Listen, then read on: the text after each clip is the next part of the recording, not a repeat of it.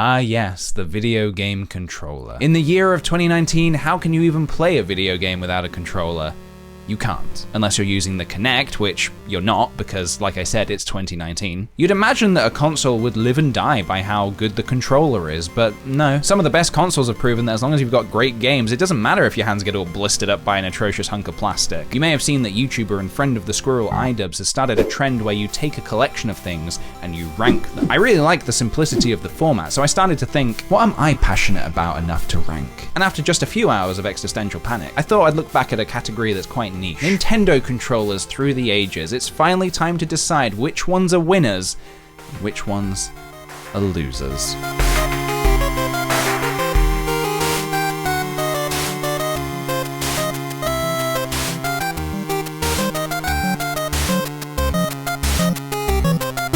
The main three competing consoles have had iconic controllers through time, and they've all accomplished great things in their own ways. PlayStation and Xbox started out with controllers that were, let's be honest, pretty ugly, but they have continued to develop and build upon those original designs until they've ended up with what is essentially an awkward series of school photos. I mean that in the kindest possible way. Nintendo, however, have chosen to go in a completely different direction and have changed up their controller design vastly from generation to generation. They still built upon previous ideas like the shoulder buttons and the C-stick, but each generation's console has been met with a new kind of innovation for the player's experience. And that experience caters mostly around what is in your hands. And I think because of this, every generation of Nintendo console evokes a very distinct, iconic image in your mind of what that controller looks like. So let's jump in and see what we got. The original NES controller. Not the very first video game controller, but definitely one of the best early ones to exist. It has a total of 4 buttons and a revolutionary cross-shaped directional pad created by Gunpei Yokoi. Overall, a very simple design. Very lightweight, and for the best games, all you need are 2 thumbs and you're good to go. Despite being an icon of gaming history, it is going to land itself in the B tier due to its lack of buttons. It just meant that certain games had these really weird input combinations where you'd have to press A slightly before select, but slightly after you press up and down at the same time just to open a menu. Also, those rectangular edges really start to dig into your hands after an intense session of dying a million times in Ghosts and Goblins. Oh my god. It's good. I'm good. I love the Power Glove. It's so bad. F. I just need to get that right out of the way. There's no messing around with the Power Glove. That's an F. Don't get me wrong, I love everything the Power Glove stands for. This thing was way ahead of its time. It was essentially the first ever motion controller, except it used gestures in the fingertips. And guess what? It never worked. You'd go on over to your friend's house on a Friday night because your own parents couldn't afford one of these overpriced oven mitts, and you would reluctantly slide your hand inside the sticky, sweaty glove to maybe make Mario jump a little bit before getting killed by that first Goomba. A fun memory in Nintendo history, of course, but unfortunately it comes with that reputation of being bad. So bad.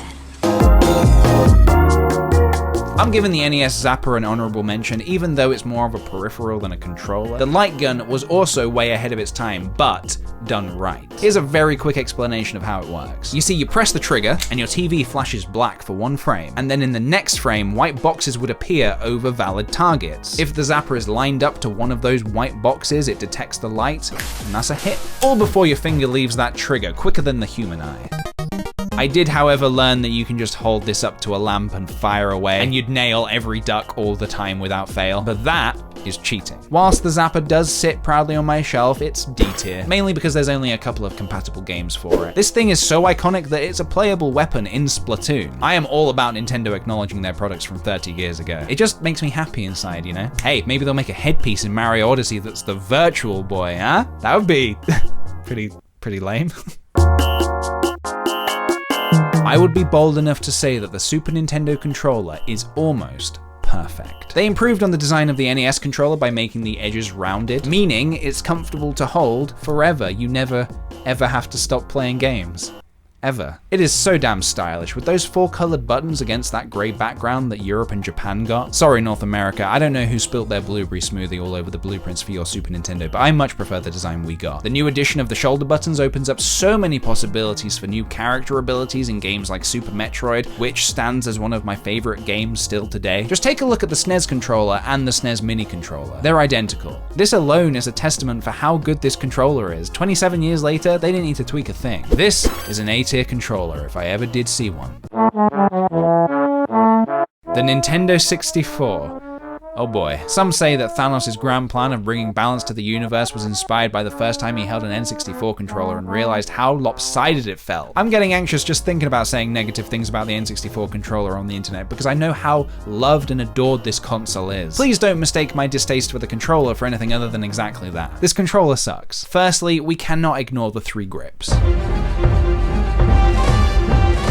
It's a controversial design for sure. People don't like that you can't have access to all the buttons at one given time. You kind of have to readjust your hands to do everything you want to do. This isn't actually so much of an issue for me. I just grew a 3rd hand and that kind of solved that. No, my main issue lies with the joystick. The analog stick did pair up neatly with the new revolutionary 3D games the N64 had. It was designed to have 360 degrees of motion compared to the Super Nintendo controller. However, there is a moist, slightly uncomfortable seat in hell reserved for the cruel person who designed the mini-game Castaways for Mario Party, to be shared with the person who decided to make this plastic with ridged edges. Remember the blisters I mentioned earlier? They were mainly induced by the mini-game Castaways, because to play it, you basically had to do this.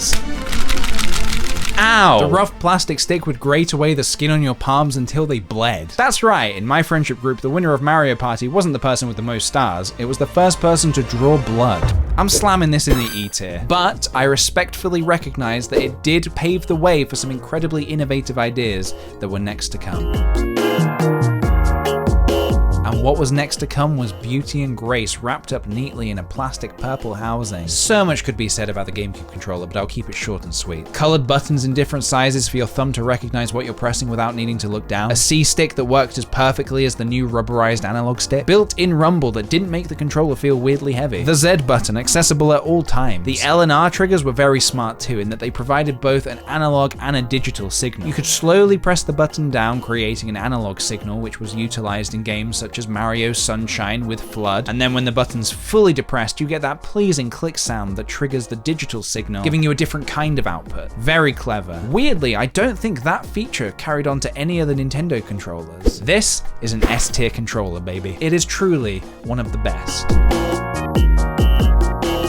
Nintendo pretty confidently said, yeah, we've made the best controller in 2001, so now we're going to take the world by storm with something you didn't even know you wanted. Motion controls. The Nintendo Wii was a game changer, not only for consoles, but for controllers as well. The Wiimote, or as I like to call it, the bane of LCD TVs, was incredibly versatile and was really fun to use for most games. Cutting grass in Twilight Princess whilst running through Hyrule Field felt amazing. Also, they brought us some of the finest pieces of content to exist on YouTube. Wiimote Smashes TV compilations. And there goes the tennis racket. If you were foolish enough to let your 7-year-old nephew play Wii bowling without the strap on his wrist, then you could kiss your TV bye-bye. In response, Nintendo later brought out these rubber condoms that you could put around your Wiimote to prevent your TV from getting pregnant, but I honestly never felt the need for one. Experimental and innovative, easily lands the Wiimote and Nunchuck in the B tier. I genuinely feel really sorry for the Wii U gamepad. It's often compared to the quality of a Fisher-Price toy, and I don't know, man, this thing had so much potential. I actually think the best use of the gamepad was in Nintendo Land, the game that came packaged with the system. That Luigi's Mansion minigame where the 5th player gets to sneak around as a ghost and use the gamepad to conceal their identity? Genius. You can't really have that local multiplayer experience on any other console without having another TV. It wasn't particularly comfortable to hold for long periods of time, but having your inventory or your map just under your nose at any given moment was really useful for games like Wind Waker, Splatoon, or Pikmin. The battery life was way too short. It was like 3 hours if you're lucky. And don't even think about leaving the room with it.